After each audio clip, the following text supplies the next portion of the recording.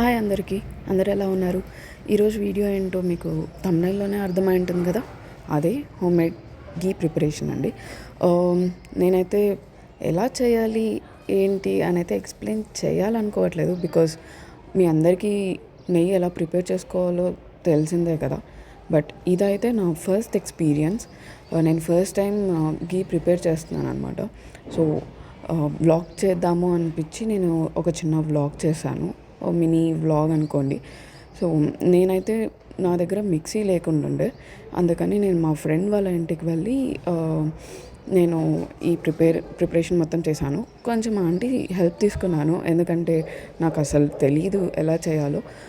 References కోసం కొన్ని YouTube channels అవి చూశాను. బట్ ఫైనలీ నేను మా మమ్మీ ఎలా చేసేదో అలానే చేశాను.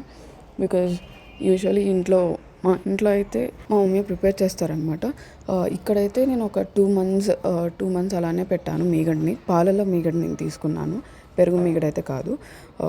సో, ఇదొక 2 మంత్స్ అలానే పెట్టి ఒక ½ కిలో మీగడ నాకు వచ్చింది. సో, దీన్ని నేను ఒక 3 పార్ట్స్గా మేము మిక్సీలో వేసుకొని ఇలా చేసుకున్నాం అనమాట. నాకు ఒక 500 ml వరకు అయితే నాకు బాగా వచ్చిందనమాట ఘీ. అండ్ నాకైతే ఈ ఎక్స్పీరియన్స్ చాలా కొత్తగా ఉందన్నమాట. బికాజ్ బేసిక్గా మా ఇంట్లో నెయ్యి చేస్తున్నప్పుడు నేను ఆ స్మెల్కి వెన్నపూస కరిగే టైంలో ఒక స్మెల్ వస్తుంది.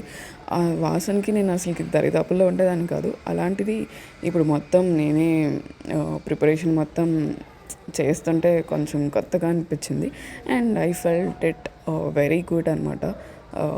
చాలా బాగా అనిపించింది చేస్తున్నప్పుడు.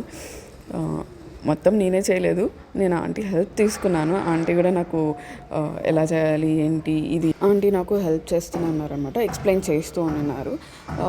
అండ్ మాకైతే ఇది ఒక 40 minutes టు ఒక 1 hour పట్టిందనమాట ఇదంతా ప్రాపర్గా వెన్నపూస కరగడానికి. అండ్ మధ్యలో మేము కొంచెం మంచి స్మెల్ కోసం కరివేపాకు యాడ్ చేసాము. అండ్ ఇంకొకటి, నేను ఫస్ట్ టైం మీగడని స్టోర్ చేస్తున్నప్పుడు ఎలా స్టోర్ చేయాలని నాకు తెలీదు. ఒక 2 times అనమాట నాకు కొంచెం ఫంగస్ లాగా ఫామ్ అయిపోయింది.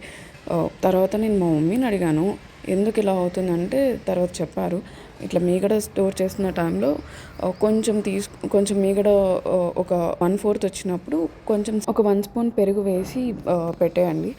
కొత్తగా చేస్తున్న వాళ్ళకి ఇది టిప్గా యూజ్ అవుతుందని చెప్తున్నాను.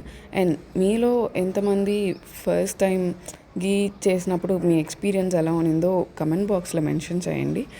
అండ్ ఇది మా ఫైనల్ ప్రిపరేషన్. యాక్చువల్లీ ఈ బాటిల్కి ఫుల్గా వచ్చిందనమాట, మేము కొంచెం యూస్ చేసేసాము. అండ్ ఘీ ప్రిపేర్ అయిన తర్వాత ఈ పొడి ఉంటుంది కదా, ఈ పొడిని మీరు ఎంతమంది తింటారు?